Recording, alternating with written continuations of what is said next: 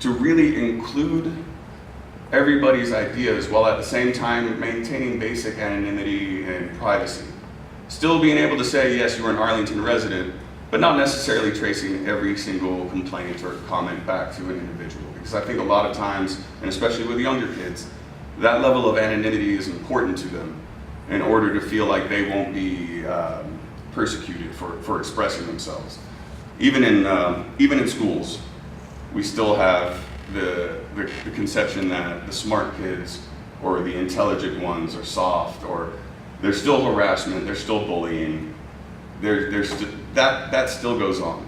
I even sometimes catch a little bit of it at candidate forums where people tell me I'm too idealistic.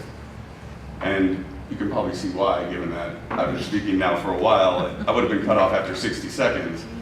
And so it takes longer to express deeper ideas than it does to simply say, yes, I'm for a new bridge over 20 at Matlock, or something simplistic like that. But I do feel that we can change the orientation of government to one of more creativity and curiosity and play. There was a neurologist who, into his 50s, worked, and he said that he figured out the key to preserving a young mind, and that was to play.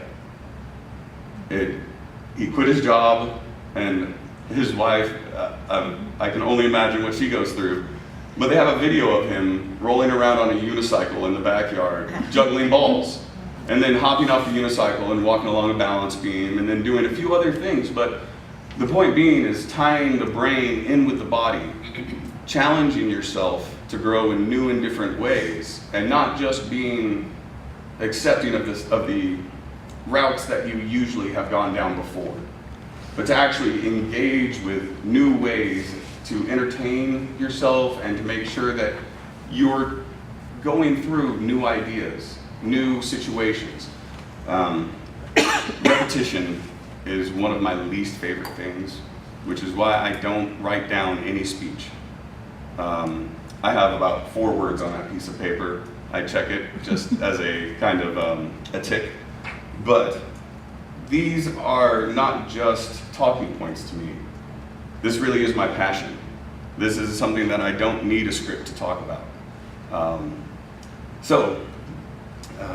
How much time have I used? 15 minutes. 15 more minutes. Okay, yeah, then You want to talk about some of the things that we're facing? in Arlington? Okay. So one of the big things I find frustrating with Arlington is that there is a complete lack of transparency. Like I said, I go through the open records request route because I can't get square answers from our elected politicians. They'll tell me what they want me to hear, but that's not generally what I want to hear. There's also a tendency to work special deals down at City Hall. Every gas well, every mixed-use development, that's the apartments with the retail bottom floors, pardon me, all of those have been on a special use permit, meaning that it bypasses our planning and zoning committee and goes directly to our city council for approval.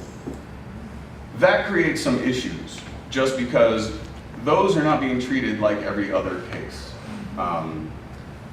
I've criticized the new Ranger Stadium deal for very similar reasons. That negotiation was carried out in secret. It was brought back to the city council. They voted on it, fait accompli. And after it passed, the Texas Rangers asked us if there are any design features we would particularly like to see in the stadium. They just got $500 million of our dollars. That $500 million used other places could revolutionize the way we do libraries, parks, so many other different functions that are so important to the actual every single citizen, as opposed to those that can afford to go to a ball game. I'm a huge Rangers fan.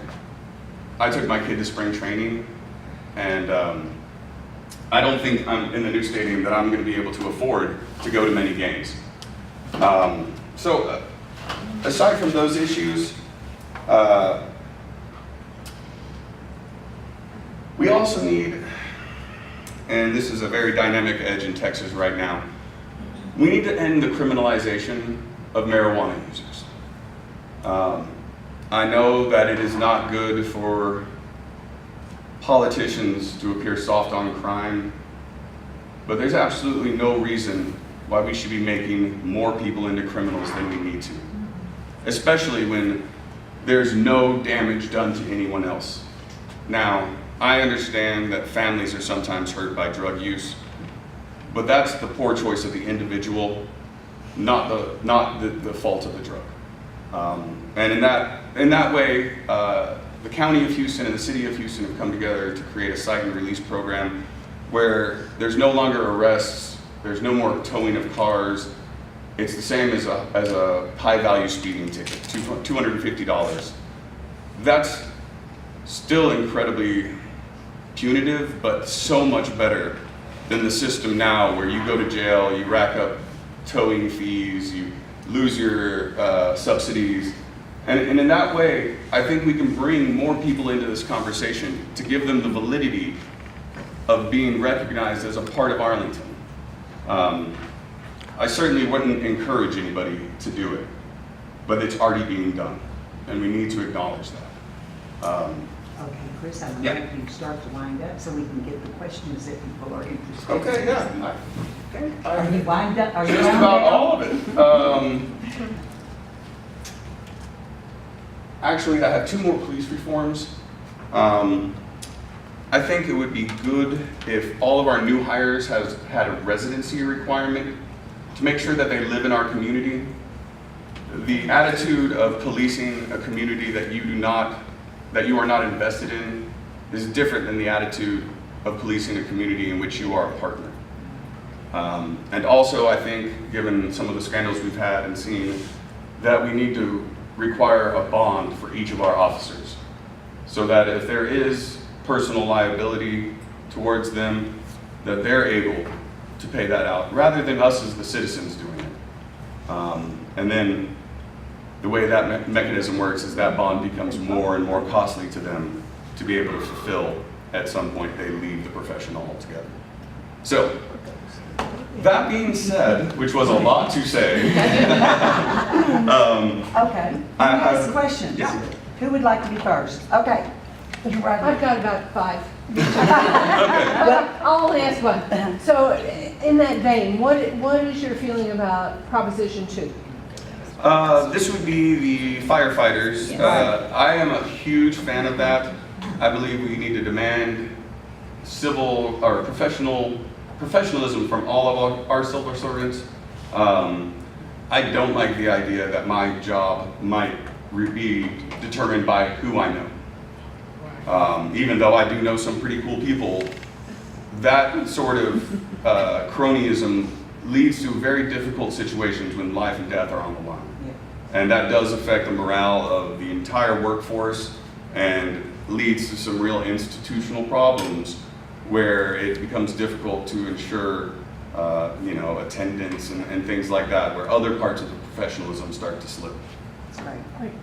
Who else had a handout? Cindy? Yes, Cindy. Okay, on House Bill 4, how do you feel about the local police now possibly having access for the responsibility of immigration issues locally?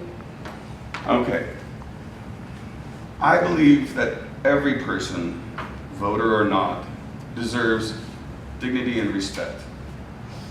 I don't see it being a local issue to check immigration status. Okay. I don't really like the idea of having illegal people in my community. And I don't mean to say that there shouldn't be people that are not here legally. What I mean to say is when we treat people as second-class citizens, we develop, and within ourselves, a far bigger problem than any that they can create through their own actions. We can't allow place of birth to define to us who is a good and who is not a good person.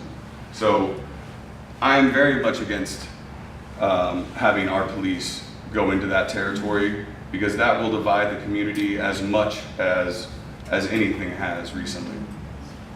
Okay, who else has a question? Yes, Down there, Lorraine. Okay, my question is, what is your position on Proposition 1, the senior center? Okay, I was asked about this recently. I am not a big fan of creating segregated city buildings. And everything I've heard about the senior center would basically be 55 and older only. Again, I just don't like the idea of segregating populations like that. So my counter proposal was that we start to include more places in parks, more places in existing facilities, not necessarily creating one centralized location, but increasing the sorts and types of programs and infrastructures we have that would serve the same purpose without segregating it into a single building. I don't know if you know this. Never mind. That might come off the wrong way, but libraries, like I said, are very underused.